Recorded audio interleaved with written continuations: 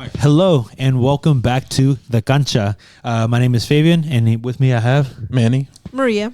All right, and then we are now going to react over the semifinal games that just happened over the past 2 days. First of all, the first game with France and Spain, and the second game with England and Argentina. Was there anything that you guys expected over those two games, or everything went how you guys would have thought? No, not at all. I thought France was going to come out swinging like right off the bat, trying to get a early goal in. But Spain, they did look like how they usually look like, just passing the ball around, maintaining possession, and just having the opposition chasing them. So they played exactly how I thought they were going to be. But France disappointed in the first half. Yeah, Maria. It was a very disappointing performance by France. Honestly. So, like, the thing is, like, we saw Spain play that same game with everybody. Mm-hmm. But, like, we spoke about, it's like, Spain really hadn't played, like, big teams. So, I wanted to see how it came across. And they dominated. They had possession of the ball the majority of the time. They had more kicks on goal than France. And France it's just like they just didn't want to be there. I don't know if it's they played like they just never won a World Cup before. Like it almost seemed like that was their worst game of the tournament. I want to say, if anything, for sure, yeah, most definitely. Yeah, because scoreline, of course, France with 0 and Spain with 2 goals. The goals coming from, I guess, like their more consistent goal scorer. Yeah, the one from Real Sociedad. You know how to pronounce that? Oyarzabal. Yeah, Oyarzabal. He ended up getting the early PK. Now, I kind of want to talk about that. We've talked about Lamine Yamal kind of not necessarily showing up as, what we would have expected, especially from his season with Barcelona. But he was the one that initially got the contact, got the foul on him, and then won the PK. Again, not to say like that was anything crazy. If anything, I want to say that was more of a mistake from the French defender Digne. Yes. Like he was about to clear it. He was not aware that Yamal was coming in. Mm-hmm. And then once he came in and got the first touch, he was not aware. It just kicked him off to the side, and that's it. It was that in that handball, right? Because it hit him in his hand. It did hit him in the hand, but it was too close to the body for them to count a handball against him. So. Because it wasn't something outreached or anything. Yeah. It wasn't extended out. So that was the first goal. And then Porro coming in with the 58th minute to be able to put it for 2-0. Mm-hmm. That was actually a pretty good, decent goal. And we are going to talk about that. But yeah, from the first goal, were any of you guys expecting that Spain was going to be the first team to score in this game? No, not at all. I think the build-up was too slow to be the first to score. That's like I said, I thought France was going to be coming out and trying their best on the wings to send a cross in or catch them off guard in the center with Mbappe. So. Yeah. So I honestly didn't think they would be. I thought France was going to be the first to score because they always came out like more attacking, more, and then it just seemed like everybody up front wasn't. Like they weren't aligned. So and the way, like I said, Spain is very good at moving the ball. So they had the dominance. They weren't just attacking, and that goal actually did, They kept their style of play the whole entire game. They didn't change it, not even depending on who was actually coming out to play. So I would have thought they would have tried to be a little bit more, I guess you can say, upfront and attacking. Mm-hmm. But they just continue playing the same way. So first goal going into Spain. Now, I will say, depending on how you guys see it, Saliba ended up getting injured kind of right afterwards around the 30th minute and had to be subbed off. Mm-hmm. Do you honestly think that decision ended up making a difference for France in general in the momentum, or at least, if anything, their defensive line and how strong it was? Because Saliba, if anything, is one of the best defenders in the world currently, I think, at this moment, or at least in the top 2, top 3, I would want to say right now. Do you think that had to do anything with, maybe Spain seeing that as an advantage for sure? Because if you guys know anything about the player that came off, Lacroix, you guys know he used to play for Crystal Palace. Yes. I think he's getting looked on to be, transferred over to another big team right now. I want to say Chelsea is the one. I think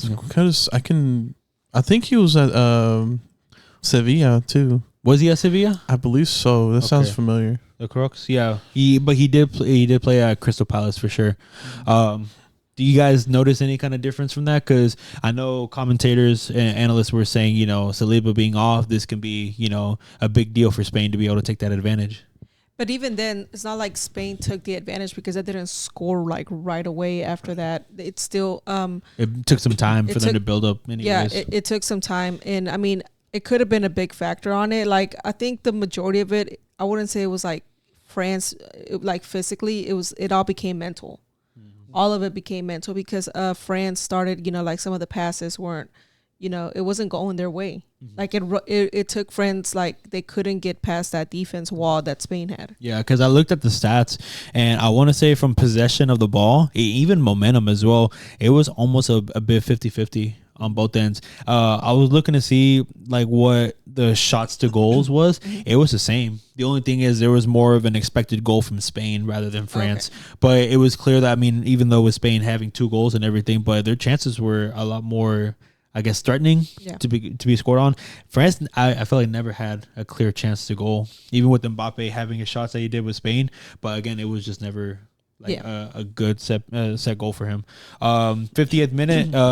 Now there was a build up for Spain where they ended up getting past the last line of defense for France, and then Porro 1v1 with the keeper, and he just put it away. Now I thought that was big build up, and the reason why I ended up bringing up about the sub being Lacroix coming off, it was him that actually got initiated to go press, and there was a pocket of space right in behind. That pass to Dani Olmo, and then he just flicked it in behind. And I thought it was going to end up being called for a foul, but they let play on. Porro ran into the ball, 1v1 with the defender, and then all of a sudden put it away. So that was why I was even initiating what you guys thought about that, because I want to say because of that, in that same position, I don't know if Saliba would have been able to do anything else. But, I mean, he did ended up going for the initial pressure. Then they were able to find a pass in behind. So, Spain's second goal. A couple of things I do want to end up highlighting for sure. And I think you mentioned it as well that France was just off. I want to say for the France and midfield forwards, they were just not in sync at all. Yeah. I know the commentators and analysts were specifically wanted to talk more about Olise and Dembele, that they couldn't play together at all. They were not syncing, making their passes like they usually do, or just combining to be able to create something. They were struggling the whole way through. Barcola ended up getting subbed off, and Desiree Doué had to come in, try to see if he can create something for himself. But again, the main man, Mbappe, couldn't pull off with anything for himself anyways. And any shots that Mbappe had, they were going over the goal, really. Mm-hmm. Yeah. So I also want to go back a little bit for Pedro Porro's game. We talked about how Spain's defense is really, really solid in the back, but their wingers, their fullbacks have been playing very, very well this tournament as well. Cucurella and Pedro Porro pulling in some offensive challenges for the French defenders. So that's why I think it's the second goal, right? Pedro Porro. I want to say it's the second goal. I believe the other one was kind of like 1v1 as well. So just creating those chances was very well. They did very well to create those chances as well. Mm-hmm. And kind of going off of that as well, I mean, I feel like they've already been used to that. I want to say, and I want to hint on the fact that you say that Cucurella and Porro goes up. In Chelsea, whenever Cucurella is playing, that's what he typically does anyway. He's always going forward and being involved in the attack. And I want to say for Spurs, in the way that they've been playing, even though they've been having different coaches, but I want to say he was always involved in that attack. So they were just doing what just comes naturally to them. Naturals, yeah. Another thing that kind of came to mind was that the fact that I think the reason for Mbappe having a quiet game and not having a clear-cut chance, if you guys have like really looked at it, I think Cubarsí really had a great game against Mbappe, closing down his chances, not giving him anything. Like again, cutthroat for him. So I think Cubarsí has a lot of, I want to say, big momentums in that game as well for taking away all of his chances. How do you guys rate Cubarsí now? More the fact that they made it to the World Cup, or do you think that was just expected from him anyways? I mean, I feel like it's hard to just expect somebody to be good, but even when he was playing at the club, he's been one of like the most. He reminds me kind of like Puyol in a sense. He does have a good leadership with him, even though he's very young. And he's willing to put his body on the line if you haven't seen where he get kicked in the face as well. Yeah. So like just like Puyol's like always been put his body on the line to defend, and I think it just kind of like highlighted more of what he could do and the potential that he has.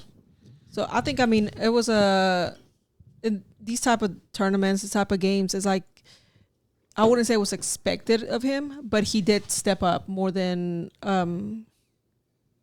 like honestly, like more than it was expected, really, because usually the attention would be on some of the other defenders, but on this one, like he was able to come out and show, like Manny said, like he's putting his body out on the line, and he's not afraid to get hurt. Oh yeah. Yeah, he's not afraid to go, like, to actually defend. Like he's not doing like he's putting himself out there, and basically that's like old school. Yeah, and the thing like with Mbappe is that he's not, I wouldn't say he's not used to it, but he's used to a defender always trying to like just take the ball from him. So, you know, Mbappe had like he had the opportunities to make great shots, but when you have somebody that doesn't care if they get hurt as long as that ball goes out, it's that timing. Yeah. It's that timing, because in the other games, like Mbappe would have like a little bit more of time to like set himself up, and this one it was just like, I gotta take the shot. Yeah, I couldn't agree more with you guys, especially for the fact, I mean, I think after a certain point, there's more pressure on those players that like, I have to do something. Like if not, then the game's gonna go away. And I'm pretty sure that's what they kind of felt after. I want to say that second goal kind of winning. Anyways, I do want to look back as well on there was a chance as well. Lamine Yamal ended up getting a goal, but ended up being called back, being offsides. It was pretty close, anyways. I wouldn't say like the offsides was like, you know, pretty clear or anything. They did have to go back through VAR. And I don't know how you guys feel about the fact that, like, you know, an arm being extended, even though you can't score with it, but the fact that, like, you know, they will still allow just like, you know, that part of a limb. But I would say Lamine Yamal ended up getting a great goal, being called back. But you think that's going to carry on his momentum to say, like, hey, even though it didn't count, but I got a pretty good, decent goal, took on Digne, cut inside, and then just shot to put it away. You think we're going to hopefully expect a goal from Yamal in the final? Ooh, in the final, I don't know. Like, I think it's gonna give him that momentum to want to go and score. Yeah. And that's gonna be interesting, because I think he finally got that confidence. Like, because every interview, are you upset that you haven't gotten the goal? Are you upset? And I mean, he's 18 now, because he just had a birthday. So I mean, he's young and he wants that, and I think that gave him that confidence, especially against France. Because the last time they beat France, 5-4. 5-4, yeah, 5-4. Yeah. So, and I think it's going to give him that confidence. It's going to give him that. Hopefully, it gives him that momentum to want to score against Argentina. Yeah, but that's also going to be tough. No, I think it definitely will, especially for the physicality that Argentina has. I mean, I know Spain is patient, but I don't know. It's going to be very interesting about how that's going to be approached as well. And the fact that I don't think for sure the Argentina defenders are scared at all to want to go and challenge me. I mean, even for the other game that we're going to talk about, England versus Argentina, we're going to talk about that here in a little bit. But I don't know if Yamal's going to necessarily be able to handle that physicality that they're going to bring over. Because I know England has their specific physical presence that they can go and be shown, but and it showed a lot with all the fouls that was going on. But this is definitely going to be the more interesting one. Argentina we thought iffy form going into tight matches, but it clearly shows that they can still pull it up at the last seconds anyway. So we ended up getting our prediction wrong. Manny, I want to say, was the only one that predicted that Spain was going to win anyways. So I believed. Yeah. And what was the scoreline? Do you remember? What was the scoreline? No, the scoreline I thought was that they were going to tie 2-2 and then go into extra time. Okay. And then Argentina win. I mean, Spain win it on PKs. Okay.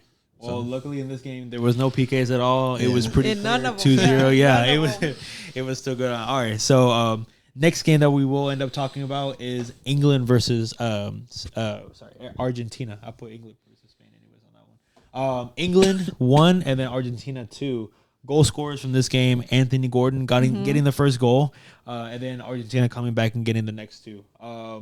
Now, first thing for sure is talking about that first. Well, actually, even before that, I actually want to mention that first half. Nothing necessarily happened, but I would say it was a pretty good, fast, intense game with plenty of fouls. I want to say within like even less than 10 minutes, there were already guys going at each other, like, you know, calling each other out, you know, talking smack and everything. And I think I remember seeing a stat too. There was like 6 fouls on England's side and 12 fouls on Argentina's side. Like, yeah. 30 minutes in or something. It became very, very physical, very, very fast. Yeah. Were you guys expecting that? I mean, they say that, I don't know. This, of course, this wasn't Argentina's, but this was Messi's first game going against England in general. Yeah. So I'm pretty sure, again, because those Argentinian players, they play for Messi as well. So they were just going to go and fight. And they were, I heard a stat as well, or not a stat, but just a rumor that Tuchel was just trying to say, like, hey, whatever you have to do to slow Messi down, go and do it. To do it. Yeah, and it showed they were trying to go out and just foul him. He had, what, points. 3 defenders around him, like, almost usually, at all times. Yeah. Yes. So was it kind of like already like the game you expected to go at this high level anyways, for like, you know, the fact that England is trying to make it to a finals in the World Cup, and then Argentina is just trying to defend that? I mean, was it already what you expected from like the get-go, or... I feel like the intensity was always going to be there. Like we said before, Argentina being a very physical team, but England also being a physical team based off of their play in the Premier League and stuff like that. Premier League being more physical with each other. And I like those fouls, they really didn't surprise me because, like I said, we knew that the intensity of both of them teams going into with their physicality. And yeah, just I mean, everybody wants to stop Messi, so that way the Tuchel. I don't know if it was true, but it's best to believe it than to deny it in a sense, because what are they gonna do if they leave him by himself? Like you've seen with the scoreline, why? Yeah, Maria. It doesn't surprise me that it was that physical. I figured Argentina would come in playing like very, very physical, but England did take it. Like they came back to it too. Also, like I said, like I think it's strategic. Like it's a strategy. Like you got to break them down physically. Like you can only get pushed down so many times before the next time you're getting up. It's just, and it gets into your head. And Argentina's very good in getting into their opponent's head. Yeah, like they're very good with talk. They're very good with like everything. Like, but they came in very, very, like I remember I watched while watching the game, my dad, he was like, Argentina's playing very like dirty. I was like, that's what you see coming. That's what you expect. But and yeah, like Messi had 3 defenders on him almost at all times, and still he took some. He did both assists for the goals, and still like you can stop him. Yeah, he's 39. Like you got players in their prime, like trying to stop a 39-year-old that he didn't quit. That's what's really surprising me about this tournament with him too. Is like he hasn't quit. He hasn't been subbed off. No, yeah, I was about to say he's been playing the whole entire time without being subbed off, and even in those games where they went extra time. So I'm just as surprised. But I would say, other than that first goal, which we're going to talk about, that England scored, I don't quite remember like another important save that Martinez has have to really pulled off from that game. Like if it was just that first goal, but after that they kind of been a bit quiet themselves anyways. Kane hasn't had a clear chance. No. Bellingham hasn't really had a chance either, along with any of the other wingers or attackers. But yeah, just talking about that goal, I definitely think that came through a mistake though, because Kane nowadays, with the way he plays, he drops into midfield, receives the ball, and then from there he's always finding a link play or finding a ball over the top of the last defensive line, and that's kind of what happened. He received the ball, he played it in behind, and I want to say the player Tagliafico. I don't know if you guys remember, he was trying to clear it by doing like a little bit of like an overhead kick and everything. Miskicked it. It fell into one of the players. They played it out to Morgan Rogers, and then from there, just driving in, put a ball in, and then Anthony Gordon was able to beat his defender and put it in the back of the net for the first goal. It is what I expected, though. If you guys remember, my prediction was the fact that England would score first, but Argentina would eventually come back. Yeah. So, but the thing was, England did look like they had a bit of that momentum going into that first goal. I had a feeling that, okay, someone's going to score, and I have a feeling it's going to end up just being England. They're going to find some kind of counter, or I guess a mistake that happened in that case, and then, finding their ways to get a goal in. Now I was kind of waiting for the reaction of like, okay, what happens after? Because England were just known for getting the goals that they need and then bunkering in. Yeah, and that's exactly what they did. Yeah, so it's not anything new. That's what they've been doing, but it just... Now, how can they handle more of the Argentina press that's now about to come? Because, if anything that we've been watching these games, Argentina somehow finds a way to be able to get themselves back in the game. And then, now getting into the other game, the other parts of the game, the next goal came in from a short corner.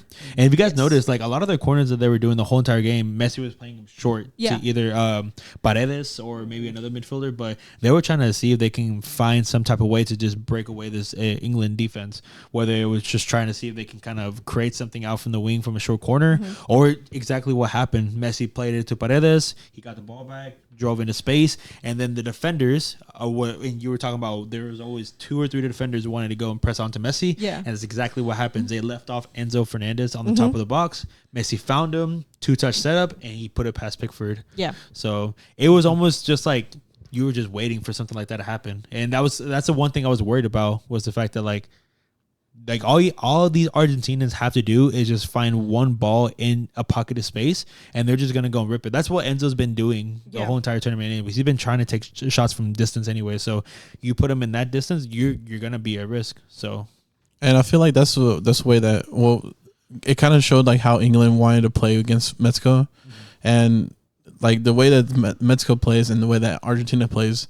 Mexico didn't really have anybody that wanted to shoot from afar, which Enzo was already showing pretty much earlier in the game with 2 shots that he missed going upwards. Yeah, I remember that first half he did have that first shot as well. And you can tell that he wasn't shy of shooting it from outside. So leaving him by himself with a perfect chance to try and aim it a little bit lower than normally he kicked it, but it was just a phenomenal goal as well from outside the box across the D. Like it was a great goal. Like like Manny said, he had already taken 2 shots before that, and they're not scared to take the shots. That's the thing. That's what Mexico lacked with them too. It was like take the shot from the outside. Stop trying to take it in. Stop trying to get it in the air. And like what you were saying with the short corner kicks is like. They knew Messi, like Argentina knew that if he kicked the ball in, more than likely England would clear the ball. Because of the height difference. But once you get him off guard, and that's the beauty of him too. Like he knew he was gonna have 2-3 defenders on him, so there was gonna be somebody open. And that's something he's really good at. Like he's really good at finding the play. Like he's very good at finding the player, and that's also what he's very good known for. He's not just known for scoring, he's known for making the plays. Exactly. And you had to expect that that's what they were going to end up doing, because I want to say they prepared for the fact that England was going to end up setting up a defensive formation anyways, and that's what they were doing. I want to question why they ended up starting to bunker, have a low block, and just started parking the bus. Early on in the game, around the 70th minute, they ended up subbing off Anthony Gordon for a defender. And already with that stuff, it was Dan Burn and O'Reilly. Yeah, and once I started seeing that, I was like, there's still plenty of time in the game. Why are they doing this so early? Why aren't you finding another goal? Because even then, that's what England did against Mexico. Even though they come back and defend a lot, like they were still looking for those goals. That's what made that game very interesting too. And also, I guess what they expected, what England expected was like, oh, we get the lead. Let's just, sit back. But what they didn't expect was for Argentina to be as persistent as they were. And that's something that Argentina is known for. They're very persistent. They will keep going to the very end. They will take the shots, and they were dominating with the ball. They had possession of the ball majority of the time too. So that's going to be like, that was something that I guess they didn't see coming, like that England didn't see, because as a difference as with Mexico's very big with playing in the air. In Argentina, they're very good at passing the ball and making seeing. You have more attackers with Argentina. You have more, you have a playmaker, but you have more playmakers. They're all not just playing for themselves. They're playing for the team. Yeah. So that was gonna be one of the things that I wanted to make sure that is kind of brought up, is just the fact that did Tuchel get the decision right when making that decision to just bunker in? Because the reason I want to say that, with Mexico, ended up working. They were 2 goals up, I want to say. They did get it up a PK, but they bunkered in. They did what they were supposed to, and they won the game out. Same thing that ended up happening, I want to say, when they played, who was it? Norway, yes. Yeah. They ended up getting the goals that they needed to, and then they bunkered in. And then from that game, it ended up working out. Yeah. Would you say, with how Tuchel's been playing the whole entire time, was this game his fault for him still playing that exact same way, or he should have seen another way out anyways from having a goal up? Oh, it was most definitely his fault. Like, he shouldn't have subbed in 2 defenders. One defender's okay. You take out one of the wingers trying to defend a bit, but you take away some of the firepower as well whenever you take out a midfielder and a center and a winger. Yeah. So you take away that build up play that you try to catch him off guard or anything like that. Especially with Anthony Gordon. Or Anthony Gordon's been like one of the quickest ones that England has right now. He's as it was shown against Mexico, like he was just like breezing past the right back that they had. So because that was going to be one thing I was really questioning during the game was the fact that they got down to 2-1. If they somehow find a way to get a goal in, they had way too many defenders to be able to play extra time. And then how are they going to have their formation? If anything, they were still going to probably bet to just bunker in, hope for the best, and then hopefully take it to PKs. Hopefully. Yeah, and so like the way that you see it, whenever Argentina did have the ball and and it was cleared by England, there was nobody up front. Mm-hmm. Why? Because you had your you had everybody in the back. And the thing about it is, regardless of it, Argentina always had one man back, at least one man back. With the keeper. Mm-hmm. And so it is his fault because he shouldn't have, like Manny said, one defender is fine, but what happens when you clear the ball and Bellingham has to run down the side and there's nobody else. Mm-hmm. Like there's always going to be a man on you regardless. He can only do so much. Yeah. And the thing about it is the momentum takes you. You can't just make the quick stops. You can't just. And even if he does make the play, there was nobody there. Mm-hmm. And, like Adibo was there the whole time to get the ball if it was crossed. So it wasn't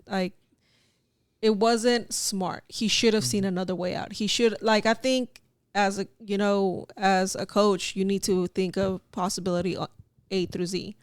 Like, if this isn't working, I need to make this change, and I have to figure it out. Every scenario, they should have something kind of built into it. Yeah, because I was even praising Argentina once they got that second goal. I mean, they kind of bunkered in just a bit themselves, but once England had the ball, they were still going out and pressing. Yeah. The one thing with England, whenever they bunkered in, like literally, even the defense can have the ball the whole entire time. Harry Kane, Bellingham was not going to go press them. They were just going to continue holding and just waiting. They were just waiting for an attack to happen for them to just go and clear it out. Yeah. With Argentina, whenever they got that second goal, I saw them. They continue still pressing them out. They did not give them a chance to really get a decision or a good decision, a thought on the ball. They knew once I get the ball, I have to get rid of it because if not, they're going to come after me. So a really, really good game from Argentina, I want to say, even though they got scored on within the first goal. And it was a pretty good, decent goal. I want to say the outside back just fell asleep, was not aware that Gordon came in and then just put it away. But I do want to give praise to one player, though, because I don't think he's ever really been talked about, which is McAllister, actually. Oh, yeah. McAllister has actually done so much of,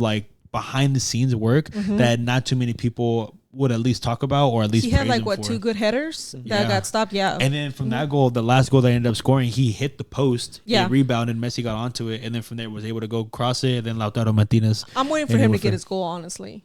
Yeah. I mean, it's very, very surprising that he even gets the headers because of how short he is. How short he is, especially against this England defense, which is 6 feet plus. But I mean, did you see how Lautaro Martinez, how high he jumped to get that one? Yeah.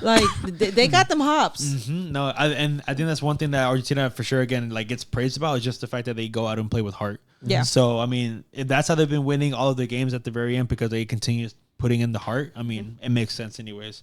A couple of things that I just kind of wanted to bring on about, but no, I think actually that was a lot of it that I wanted to express about. I thought it was 50-50 for a good amount of it, and then.